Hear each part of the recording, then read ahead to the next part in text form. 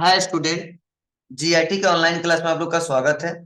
और आज के क्लास में लोग जानने वाले हैं अकाउंटिंग टर्म्स के बारे में। जैसे पिछले क्लास में उन्होंने समझाया था परचेज क्या होता है, परचेज करते समय क्या क्या कंडीशन आते हैं, सेल क्या होता है, सेल करते समय क्या क्या कंडीशन आते हैं, डिस्काउंट क्या होता है। वो हम पिछले क्लास में एक एक करके डिस्कस किए थे, जाने थे। तो आज थोड़ा हम लोग जानने वाले हैं सबसे पहले कि आज का मेन जो टॉपिक वो हमारा है जनरल क्या होता है। और सेकेंड हम लोग जानने वाले हैं लेजर क्या होता है। उसके बाद से रिसीवेबल अमाउंट क्या होता है और पेएबल अमाउंट क्या होता है।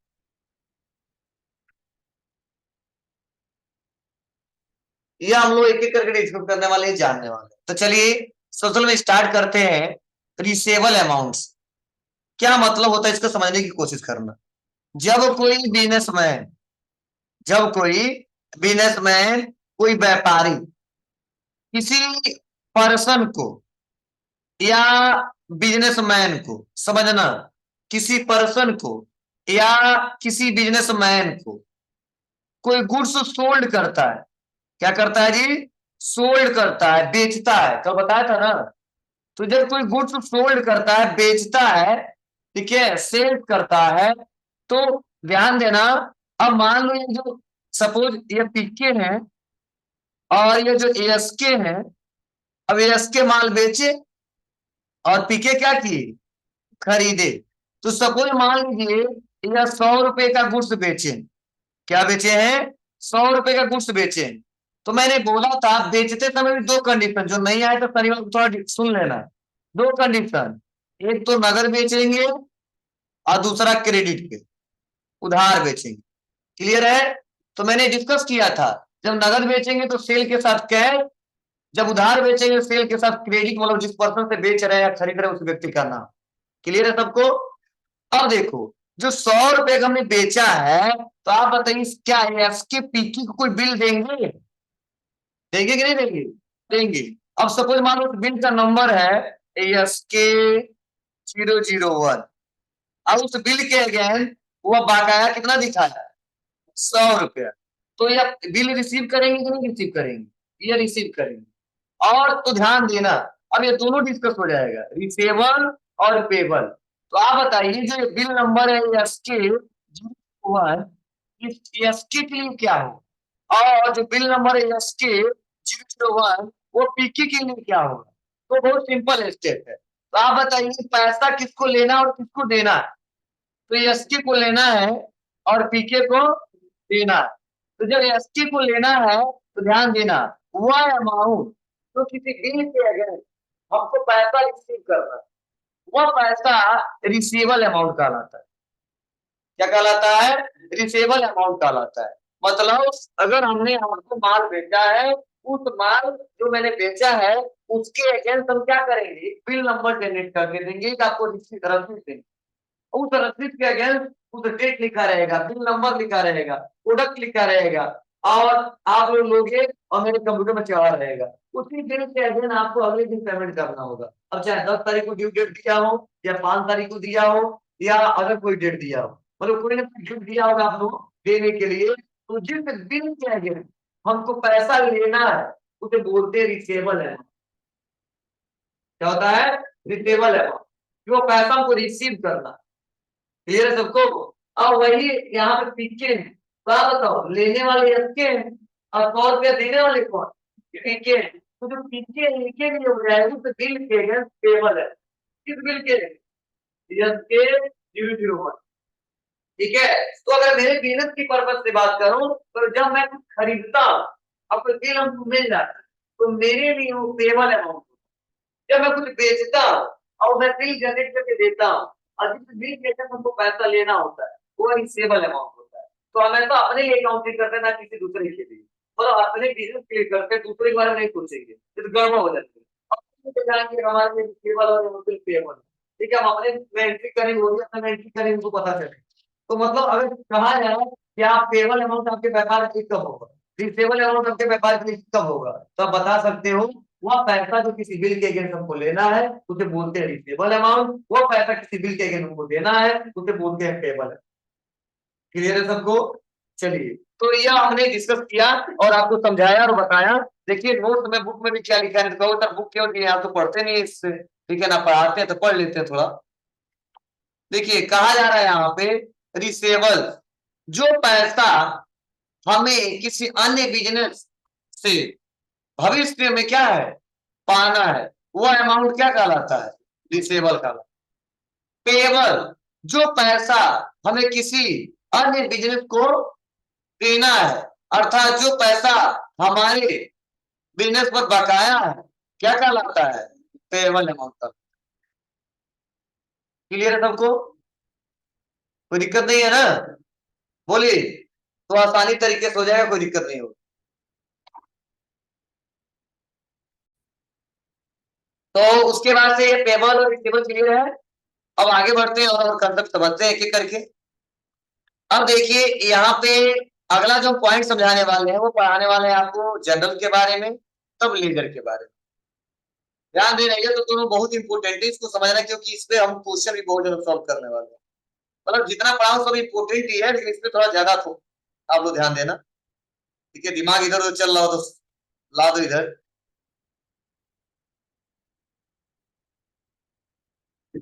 चलो देखो, सबसे पहले यहाँ पे समझ लो, जब लेजर की बात करते हैं, लेजर नहीं नहीं नहीं, जनरल पढ़ा रहा है पहले, जनरल। तो जनरल का मतलब क्या होता है समझने की कोशिश कर, और जनरल वो समझ, वो जनरल वो समझना आप लोग, ठीक है। इसका ये अकाउंटिंग में जनरल आता है। अब ये जनरल का मतलब क्या होता है, और जनरल एंट्री पास क्यों की जाती है, और टैली में जनरल का बहुत ही ज्यादा इस्तेमाल हम लोग करते हैं, कैसे करते हैं समझने की कोशिश करना।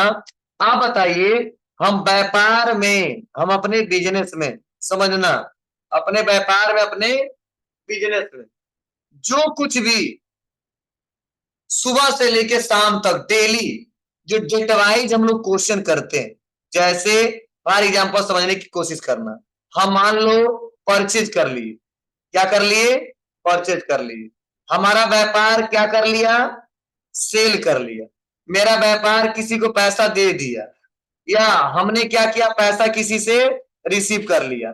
तो आप बताओ, एक पार्टिकुलर डेट में हम लोग खरीदते भी हैं, बेचते भी हैं, पैसा पेमेंट भी करते हैं, और पैसा रिसीव भी करते हैं।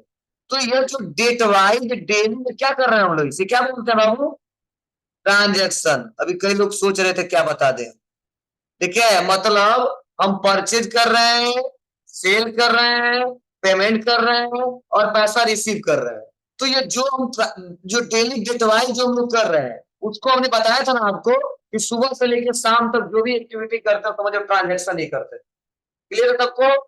अब इस ट्रांजेक्शन को, इस लेन देन को, इस सौदा को हमको कहीं ना कहीं स्टोर करके रखना पड़ता है सिस्टमेटिक तरीके से। बोलो, तो ये बोला जाता है। आप बताइए, आप मान लो किसी कंप्यूटर सॉफ्टवेयर का इस्तेमाल नहीं करते हो, और आप वो एक कॉपी बनाए हो कि आज दिन भर में हमने कितना खरीदा है, ठीक है, कितने का माल खरीदा है, या अदर किसी को कितना पेमेंट दिया है, कितना रिसीव किया है, तो आप बताओ उसको क्या करते हो।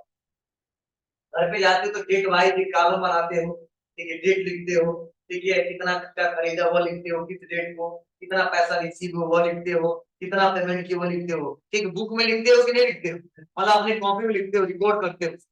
बोलिए, डेली ऐसा होता है कि नहीं होता है? पहले से चलता है, इस तरह के लोग करते हैं, कितना सब कंप्यूटर का जमाना आ सकता है, कितना जगह हम कंप्यूटर निकालेंगे, फिर भी अभी भी गार्जियन जो खर्चा करता है अगर सिस्टमेटिक तरीके से रिकॉर्ड रखता होगा तो बोलता है बाबू, ठीक है, वो पढ़ा लिखा नहीं तो नहीं करता, तो लिख देना, तो आज का खर्चा इतना है, आज का इतना है, आज का इतना है, और ऐसा होता है, ठीक है।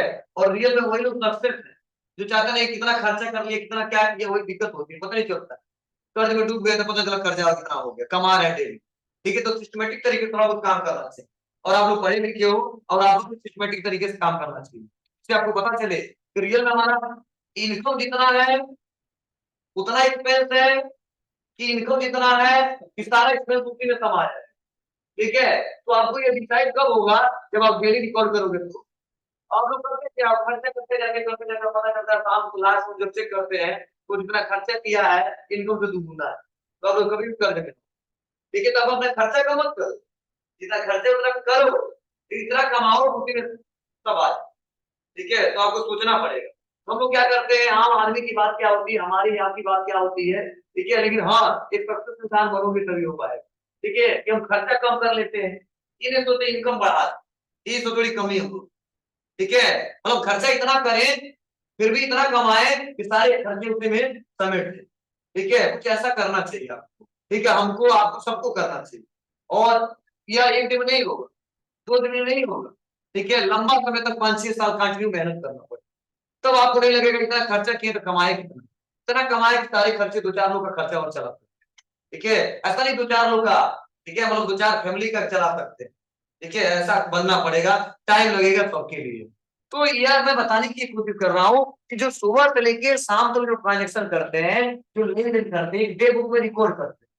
तो जो डे बुक में रिकॉर्ड करते हैं तो उसको सिस्टमैटिक तरीके से जो रिकॉर्ड करते हैं वह अकाउंटिंग के भाषा में जनरल में रिकॉर्ड, इसमें रिकॉर्ड करते हैं बाबू, जनरल।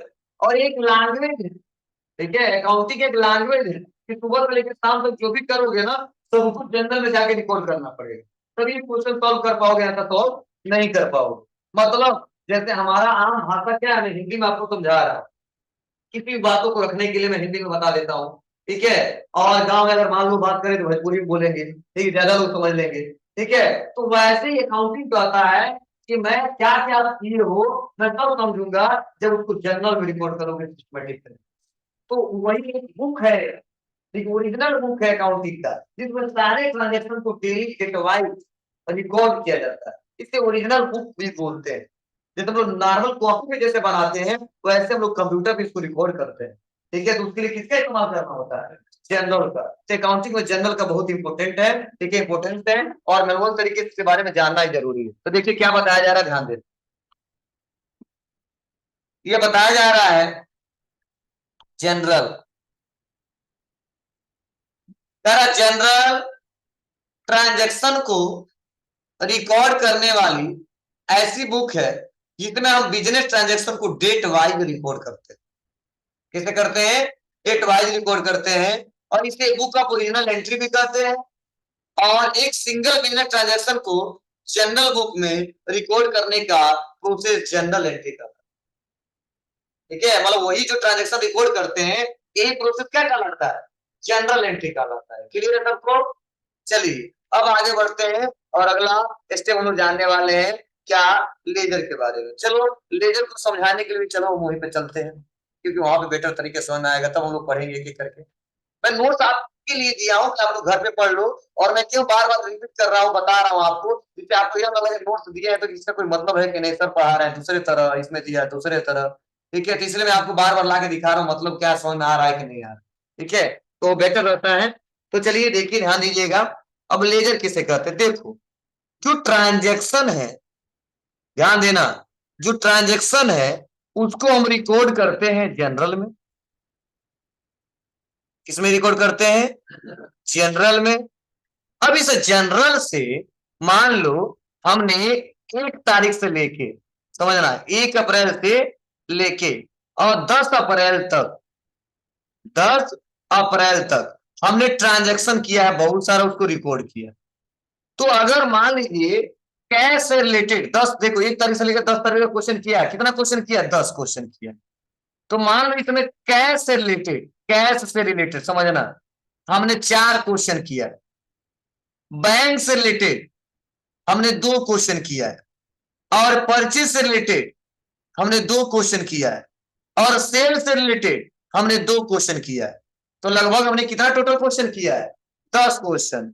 इस 10 क्वेश्चन को हमने रिकॉर्ड किया है, वो रिकॉर्ड किया कहाँ पे, जनरल में। लेकिन अब हमसे कोई कह देता है कि बाबू कैश का पूरा फाइनल हमको हिसाब किताब बता दो, ये 4 क्वेश्चन के बाद से मान लो आपके पास 500 रुपए जो पड़ा था और उसके बाद 4 क्वेश्चन और किए हो, तो सब छांटने उठने के बाद मुझे बता दो ना कितना कैश पड़ा हुआ है, 100 रुपया पड़ा हुआ है कि 5 लाख रुपया हो गया है कि 500 रुपया है ही। मतलब जो हम क्वेश्चन किए 4 क्वेश्चन इससे रिलेटेड, मतलब इस समय हमको बता दो कि आपके पास टोटल कैश कितना पड़ा हुआ। जो बैंक में मान लो 1,000 रुपया था और 2 क्वेश्चन करने के बाद से हमको बता दो बैंक में कितना पैसा पड़ा हुआ है। जो हम क्वेश्चन किए हैं कितने का अभी तक परचेज किए हैं, जो क्वेश्चन किए अभी तक कितने का सेल किए हैं। तो अगर जनरल से कोई कह दे सीधे निकाल दो, तो ऐसा संभव ही नहीं है कि जनरल से हम लोग सीधे निकाल सके। इसके लिए हमको बनाना पड़ता है लेजर। क्या बनाना पड़ता है बाबू? लेजर। और लेजर से क्या निकलता है? समरी निकलता है। क्या निकलता है बाबू? समरी निकलता है। क्या कौन सा समरी निकलता है? ग्रुप समरी निकलता है। क्या निकलता है? Group summary. तो इसको थोड़ा सा आम भाषा में मैं समझाऊं आपको। फॉर एग्जाम्पल मैं एक बिजनेसमैन हूं और आप मेरे कस्टमर हो। ध्यान देना, मैं एक बिजनेसमैन हूं, आप मेरे कस्टमर हो। ठीक है, तो आप मेरे पास आए सामान खरीदे, तो ट्रांजेक्शन हो गया। इस ट्रांजेक्शन को कहां रिकॉर्ड करते हैं? जनरल। तो हम रिकॉर्ड करते गए आप आए खरीदे में लिख दिया, आप आए खरीदे में लिख दिया, आप आए खरीदे में लिख दिया। अब आप आए मेरे पास और एक बार में क्विकली आप पूछ रहे हो हमसे कि सर मुझे बताइए कि आपको कितना पैसा देना। ठीक है, या मैं पूछना चाहता हूँ, आप मेरे सप्लायर हो, मैं चेक करना चाहता हूँ मुझे कितना पैसा देना। तो अगर मैं जनरल में जो रिकॉर्ड किया हूँ डेट वाइज, जब जब मतलब खरीदे थे, कभी 500 रुपए के, कभी 1,000 का, कभी 2,000 का लिखते गए। तो एक बार अचानक तो मेरे पास आ गए और कहा जी थोड़ा बताइए, तो मैं कहूंगा नहीं नहीं बता सकता, थोड़ा इंतजार करिए। ठीक है, रुकिए थोड़ा सा, आपका हिसाब किताब मुझको छांटना पड़ेगा। तो छांटने के लिए क्या मतलब है? एक तो तरीका होता है जो और भी अच्छे से प्रोफेशनल तरीके से काम करते हैं, तो हर एक कस्टमर का अलग अलग पन्ने में रिकॉर्ड रखते हैं। तू समझे? हर एक कस्टमर का अगर 100 कस्टमर है तो उनके लिए बड़ा सा कॉपी कर लिए, 100 पन्ना बना लिए, तो उसका तो हिसाब किताब और इजी रहेगा। लेकिन होता क्या है, इतना ज्यादा चलता नहीं है, क्वेश्चन आते रहते हम छांटते रहते जाएंगे, थक जाएंगे। इसके लिए क्या करते हैं, जो भी क्वेश्चन आता है रिकॉर्ड करते जाते करते जाते करते जाते करते जाते। और लास्ट में जब हमको रिपोर्ट निकालना होता है तो उसके लिए क्या करना पड़ता है? उसके लिए हमको लेजर बनाना पड़ता है, एक समरी निकालना। अब समरी कैसे निकालेंगे? तो समरी बहुत सिंपल तरीका है कि जो जो जिस डेट का क्वेश्चन किया था उसको अलग अलग छाटिए, एक जगह उसका हिसाब करिए और तब बता दीजिए हाँ आपको 2,000 रुपया देना है या 500 रुपया देना है। देखिए इतना दे दिया है और इतना और देना है। तो जो जनरल से हम रिपोर्ट किए ना, सीधे नहीं बता सकते, उसके लिए कहा जाता बाबू उसी जनरल से आप लेजर बनाए। और लेजर बनाते क्यों है? Group summary. मतलब इसमें सुरेश का अलग निकालेंगे, रमेश का अलग निकालेंगे, रवि का अलग निकालेंगे, मोहन का अलग निकालेंगे, कैश का अलग निकालेंगे, परचेज का अलग निकालेंगे, सेल का अलग निकालेंगे। और जब सबका अलग अलग निकाल के हिसाब किताब तो हम आसानी तरीके से समरी रिपोर्ट बता सकते हैं। बबलू तुमको इतना पैसा देना है, अभी तक पूरे महीने में परचेज 1,00,000 रुपए का किया है, सेल 1,50,000 रुपए का किया है, कैश पेमेंट 10,000 का किया है, बैंक से हमारा ट्रांजेक्शन इतने रुपए का हुआ है, सब बता सकते हैं। लेकिन नॉर्मल तरीके से नहीं बता सकते, इसके लिए क्या करना पड़ेगा? जी, लेजर बनाना पड़ेगा। और लेजर कैसे बनेगा? तो जब तक कोई ट्रांजेक्शन रिकॉर्ड नहीं करेंगे तब तक लेजर नहीं बनेगा। हाँ, ये ध्यान देना, ये काम हमको नहीं करना होता है, यह आम भाषा में मैं समझाने के लिए बताया हूँ। एक कंप्यूटर में ऑटोमेटिक हो जाता है। बस हमको करना क्या होता है, हमको कंप्यूटर में काम करने के लिए बस सिंपल तरीका है, जर्नल एंट्री पास करना होता है। जैसे जर्नल एंट्री पास कर देंगे अपने आप लेजर बन जाता है। तो ध्यान देना, हमको नॉर्मल तरीके से बनाने की जरूरत नहीं है, वो अपने आप कंप्यूटर बनता है। लेकिन यह बनाने की जरूरत है, लेकिन आपको क्लियर होना चाहिए कि कुछ कुछ समझ निकाल के दिखाई हमको, इतना दिमाग में होना चाहिए। इसके लिए कहाँ जाना पड़ेगा? लेजर। ट्रांजेक्शन को रिकॉर्ड करने के लिए कहाँ जाना पड़ेगा? जर्नल। और जो भी सौदा कर रहे हैं उसके ट्रांजेक्शन करते हैं। क्लियर है सबको? चलिए देखते हैं। तो यह हमारा होता है लेजर। तो लेजर के बारे में क्या लिखा गया है तो आप पढ़ लेते हैं, समझ लेते हैं। तो देखिए कहा जा रहा है जनरल ट्रांजैक्शन को रिकॉर्ड करने वाली ऐसी बुक है जिसमें हम जनरल एंट्री को क्या है, जनरल एंट्री को अकाउंट में क्लासिफाई करते हैं। और जनरल बुक से ट्रांजैक्शन को क्लासिफाई करने का प्रोसेस क्या कहलाता है? लेजर पोस्टिंग कहलाता है, मतलब लेजर कहलाता है।